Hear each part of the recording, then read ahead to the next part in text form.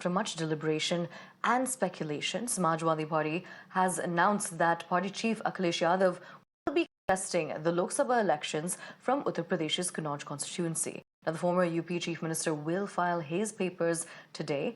Now, this development comes 48 hours after the Samajwadi Party had declared Akhilesh's nephew, Tej Pratap Yadav, as its candidate from the very same seat of Kannauj.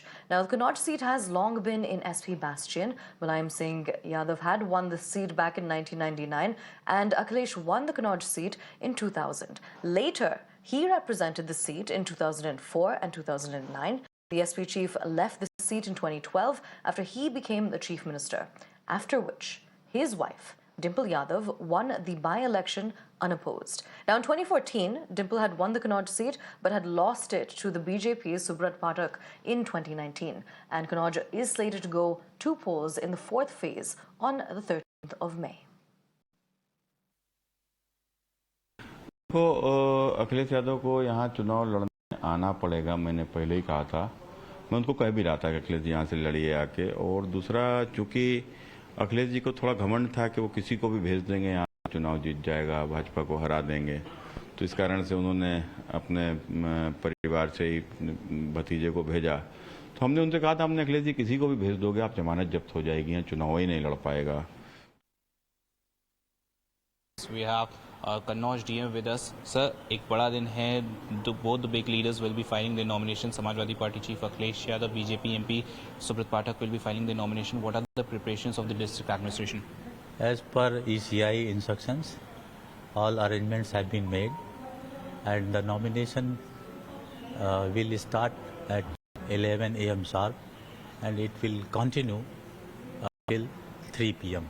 So a huge crowd is expected. How do you are going to manage that? And moreover, any time has been given by both these leaders at what time they'll be arriving over here?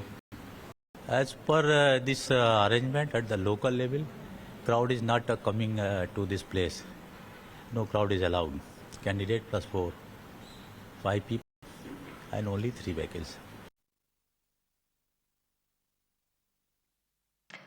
And my colleague Manish brings us more in this report. आप लोग कहाँ, कन्नौज के हैं, किस जिले के हैं आप लोग? जी, हम लोग प्रयागराज धरती से आए हैं। अच्छा, तो क्या नामांकन पत्र में जा रहे हैं? जी, हम लोग नामांकन पत्र में जा रहे हैं। हाँ। और ये भारतीय जनता पार्टी गूंगी बहरी सरकार को हटाने के लिए माननीय राष्ट्रीय अध्यक्ष आज कन्नौज से नामांकन करेंगे। और कम बड़ा ऊहापोह की स्थिति बनी रहती है, कभी परिवार में किसी को घोषित कर दिया, कभी कहा कि मैं चुनाव लड़ूंगा, कभी कहते हैं कि चुनाव नहीं लड़ूंगा, तो ये असमंजस बड़ा होता है। समाजवादी पार्टी का नुकसान भी होता होगा ना? नहीं, कोई नुकसान नहीं। समाजवादी पार्टी इस बार कम से कम पूरे प्रदेश में 60+ सीट जीतने जा रही है उत्तर प्रदेश में। और देश नाराजगी तो हो ही जाती होगी ना कि अब तेज प्रताप जी वो रूट के दिल्ली चले गए थे, अब उन्हें घोषित किया, अब बेचारे वो निराश हो। नहीं, जनता जिसको चाहेगी, जनता ने डिमांड किया, माननीय राष्ट्रीय अध्यक्ष जी आएंगे तो हम लोग उनको करीब 4 लाख मतों से जिताएंगे, इसलिए माननीय राष्ट्रीय अध्यक्ष फैसला लिया। आपको नहीं लगता कि पहले ही आकलन कर लेना चाहिए कि जनता का मूड क्या है, अखिलेश यादव या तेज प्रताप यादव? आपको ये बता दूं, ये हमारी पार्टी के रणनीतिक विषय है।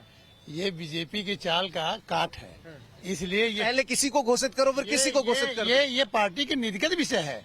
ये हमारे राष्ट्रीय अध्यक्ष जी का हम रणनीतिक फायदा क्या हो गया इससे? तो कार्यकर्ताओं में निराशा, तेज प्रताप जी को लगेगा कि उनके सम्मान के साथ तो किसी सीट पे आपने देखा निराशा। इस बार हम लोग जो है तो ये समझे हैं कि जब भी प्रत्याशी बदला जाता है उसके समर्थक निराश हो जाते हैं और प्रत्याशी भी आहत होता है। मेरी बात आप ये सुन लीजिए, पार्टी का ये नीतिगत विषय होता है। ये नीति लेने के लिए बीजेपी के हर साम दाम दंड भेद का ये चाल है। हम किसी को, जैसे वो गांव में कहावत नहीं है, दिखाएं किसी को मारेंगे किसी को, तो वो हमारे किसी भी प्रत्याशी का ये मुश्किल तो नहीं कन्नौज में इस बार के? नहीं मुश्किल की बात छोड़िए, पूरे उत्तर प्रदेश में 60+ हम जा रहे हैं, क्योंकि पीडीए इस बात है। आपने देखा होगा पीडीए के चाहे हमारा हर जाति के जो है कि साधा है, सभी लोगों को साथ दिया है, इसलिए हम 60+ रहेंगे।